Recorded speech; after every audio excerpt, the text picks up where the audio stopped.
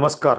Padra Jambusar road Jaspur ચોકડી BSNLની કચેરી બહાર રોડ ઉપર ગેરકાયદેસર સ્વેટર અને ભંગારની ગેરકાયદેસર કામ ચલાઉ મોટી દુકાનો ટ્રાફિકની અડચણ ઊભી થઈ ગઈ છે. આ ગેરકાયદેસર સ્વેટરની દુકાનવાળાઓ ગ્રાહકની સાથે મારામારી કરતા થયેલી ફરિયાદ. પાલિકા અને પોલીસે સંયુક્ત અભિયાન કરી આરોપીઓ સામે કાર્યવાહી કરી, જ્યારે પાલિકાએ ગેરકાયદેસર દુકાનો તાત્કાલિક ખાલી કરવાના આદેશો આપ્યા. પાદરા નગરપાલિકા માસિક અને રોજિંદી આવક વધારવા આડેધડ પાવતીઓ ફાળે છે, જે પ્રજાને ખૂબ નડતરરૂપ હોય છે. પરપ્રાંતીય અને સ્થાનિકોએ ગેરકાયદેસર મોટા કાપડના શેડ બનાવીને ટ્રાફિકની અડચણ ઊભી કરી ધંધો કરતા આસપાસની સોસાયટીના રહીશો પણ હેરાન પરેશાન થઈ રહ્યા છે.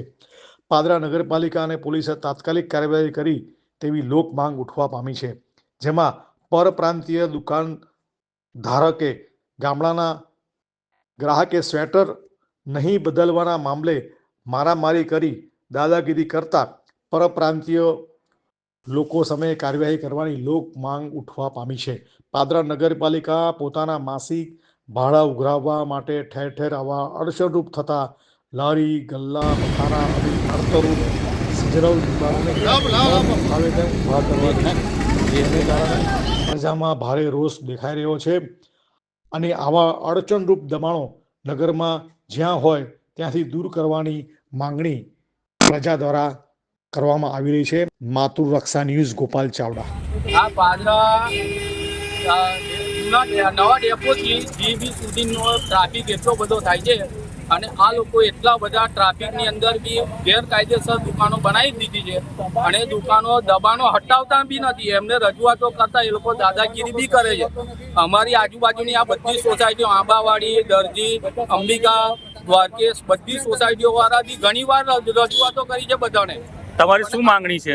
અમારી માંગણી એક જ છે કે આટલા એરિયાની અંદર અમારે કોઈ પણ જાતનું દબાણ ના જોઈએ અને ટ્રાફિક ક્લિયર થવો જોઈએ. તમે સવારથી 7 સુધીની અંદર અહીંયા ગાડી જુઓ તો ટ્રાફિક એટલો બધો થઈ જાય છે કે ચાલીને બી માણસ નથી જઈ શકતો, એટલો ટ્રાફિક થઈ જાય છે.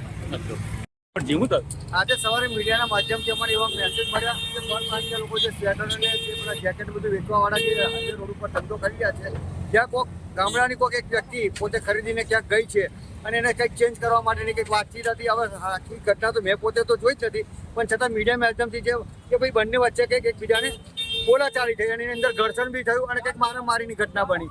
આ સીધી ફરિયાદ ગઈ છે પોલીસ સ્ટેશને પણ.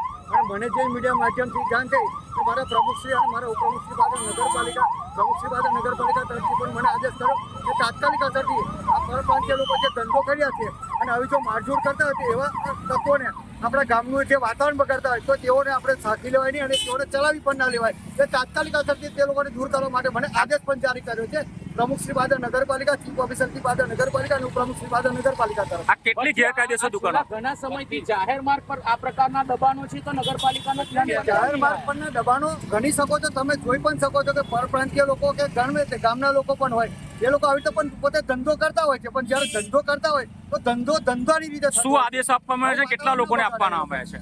શું આદેશ આપવામાં આવે છે? કેટલા લોકો છે? આદેશ અત્યારે એ રીતે કહી દીધું કે ભાઈ આ જે તમે લોકો અત્યારે બધા મંડપો બાંધ્યા છે બધું તમારે તાત્કાલિક અસરથી મોડામાં મોડું 7 સુધી પણ તમારા બધી જગ્યા ખાલી કરી દેવાની. કાયમી રહેશે કે પછી આ લોકો કાયમી ધોરણે ખાલી કરી દેવા માટે સૂચના આપી દીધી.